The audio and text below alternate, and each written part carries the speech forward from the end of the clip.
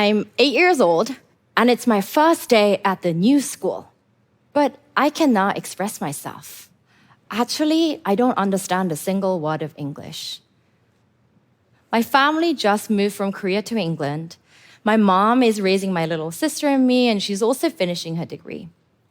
She's nearly as lost as I am, but with the little English she knows, she speaks to my teachers in broken English every day about how she can help me at home. Compared to many other parents in the school who speak no English at all, or are even scared to ask the questions, she's much better off. And for that, I'm much better off. Fast forward 3 months.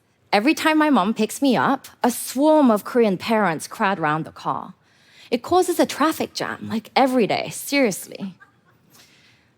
All the other Korean parents gather around the car, asking my mom the same questions that she asked my teachers. What is parent-teacher conference again? My kid is behind. What can I do? I don't know how I would have survived that first year without my mom. But I do know that my experience is not that unique. Every year, 50 million children go through the US school system. And out of that, 40 million, that is 4 out of 5 children, come from underserved or immigrant families. We're talking about the vast majority of the system here.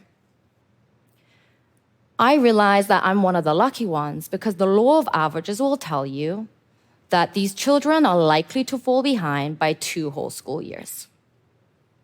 This costs the US economy almost $1 trillion every year. But it doesn't have to be that way. In fact, research says that for a student to do well, a family's engagement is more important than that family's wealth. A parent is a child's first teacher, and children spend 80% of their waking hours outside the classroom. So no wonder families are the game changer. So here's a $1 trillion question. How can we better tap into the incredible potential of families and their universal love for their children? This is why the organization I founded helps teachers, families, and schools connect using something that we all have, a mobile phone. Teachers write the communication in English, and parents receive it in their own languages, and vice versa. We break down the language barrier, bridge cultural and knowledge differences by explaining education concepts, and enable and prompt parents and teachers to talk to each other. We're playing the role that my mom played for the school and my friends' families: the communicator, the translator, the coach, the explainer, and the go-between.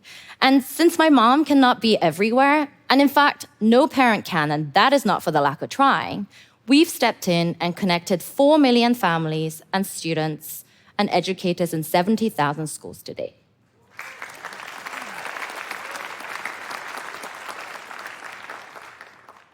When families and schools work together, everyone wins. Students are supported, families are empowered, and teachers' jobs just become that much easier. The school environment and community thrives with people from all backgrounds. Even the system itself benefits. Last year, the US spent nearly $700 billion on school-aged education. So imagine if you can increase the return on that investment even just a little bit by connecting schools to engage with all families. And we should. It's literally a no-brainer. But actually, there's something much bigger here than student grades. Education goes beyond economic growth, and our goal goes beyond the classroom. Schools are a funnel to the real world. Public education makes citizens. And in creating the next generation of citizens, we cannot be leaving behind 4 out of 5 children or their families.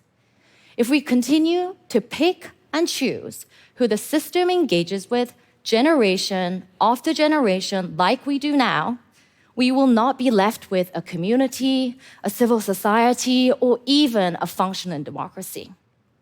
Our collective well-being starts with inclusive schools and helping every child realize their endless potential. So our hope is that one day, all underserved and immigrant children and their families will feel that they belong in the education system. Our dream is that one day that they'll feel included in the very communities that they're expected to build. Thank you.